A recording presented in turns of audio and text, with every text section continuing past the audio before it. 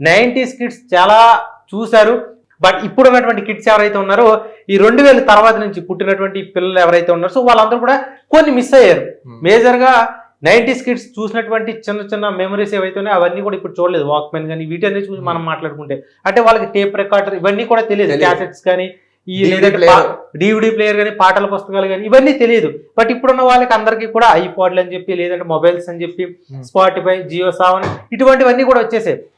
So మేజర్గా అప్పుడు చూడనటువంటి వాళ్ళ కోసం ఇప్పుడు ఏం చేస్తున్నారంటే మేకర్స్ సో వాళ్ళకి ఇటువంటి థ్రిల్ ఫీల్ అయ్యేలా ఉండాలి అని చెప్పి వీళ్ళ కోసం రీ రిలీజ్ అయితే చేస్తున్నారు. అయితే ఆ రీ రిలీజ్ చేసిన తర్వాత ఇక్కడ పవన్ కళ్యాణ్ గారికి మరొకసారి మహేష్ బాబు గారికి ఇద్దరికి కూడా ఆ వార్ అనేది నడుస్తుంది.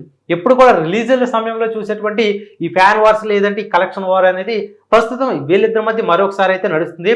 అండ్ స్వతహాగా ఇప్పుడు చూసుకుంటే సీతం వాటిలో సినిమా జట్టు సుమారుగా 12 సంవత్సరాల తర్వాత రీ రిలీజ్ చేశారు. దానికి సుమారుగా 1.7 crores ఎంతో కలెక్షన్ వచ్చిందని కూడా చెప్తున్నారు. సో అప్పుడు ఎవరైతే మిస్ అయ్యారో ఆ త్రిల్ని